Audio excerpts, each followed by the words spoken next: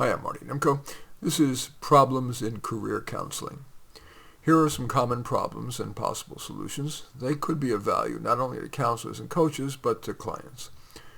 A person without an interest, ability, or skill that stands out. Typically, I'll ask the client to pick one or two interests, abilities, or skills, and then we amalgamate. To take an oddball example, say he's interested in insects or construction. Under the radar might be to design or build laboratory insect enclosures or backyard bug hotels. A market-friendly idea might be pest control technician. Premature cancellation. The client choosing to discontinue prematurely usually has considered several factors, sometimes beyond which I or even they are fully aware of.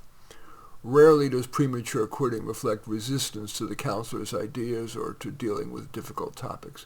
My typical response to premature cancellation: I think we could have made more progress, but of course I accept your decision.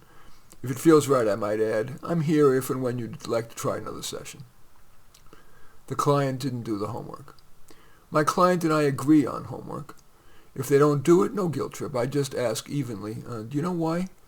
If they don't, I might add, did you later feel it wouldn't be worth the time, you got stuck, or felt too busy with more important things?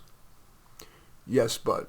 A certain amount of yes butting can help us get closer to a solution.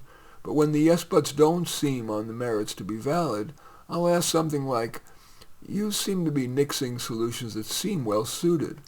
Am I missing something? For example, it could be that the person actually doesn't want to work, but is seeing a career counselor as part of a divorcing plan to, quote, prove that he or she is unemployable. A long-winded client. Before interrupting, I ask myself whether the client's likely deriving sufficient benefit from continuing. For example, getting something off his chest, or more often, talking it out to clarify thinking. But if I'm confident the time could be better spent, I'll typically interrupt with something like, certainly if you feel it would be beneficial for you to continue, fine, but I'm wondering if it might be more productive if I asked you a question or made a comment. What do you think? When I'm pessimistic about a client's goal. Sometimes a client aims higher than I believe is realistic given the market and the client's strengths and weaknesses.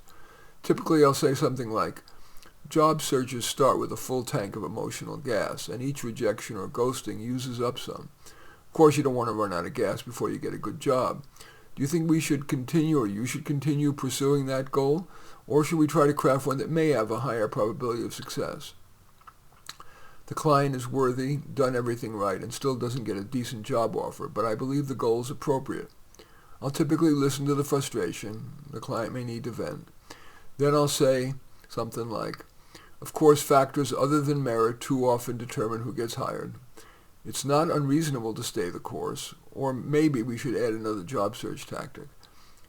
Giving a client a new tactic without overpromising provides new hope, something that every frustrated job searcher needs. And finally, the client worries about age discrimination. I try to tease out any strengths that often come with age, the benefits of experience, the perspective that comes from having been around the block, or that age can be a plus in, for example, financial or estate planning, or in traditional industries like food, transportation, and housing. If my client is physically vigorous, I'll encourage mentioning that on the resume and in interviews, that, for example, he or she is an avid hiker. There aren't any pat answers to such problems. That's why counseling is more an art than a science, but perhaps these thoughts will add something to your art. In any event, that's Problems in Career Counseling.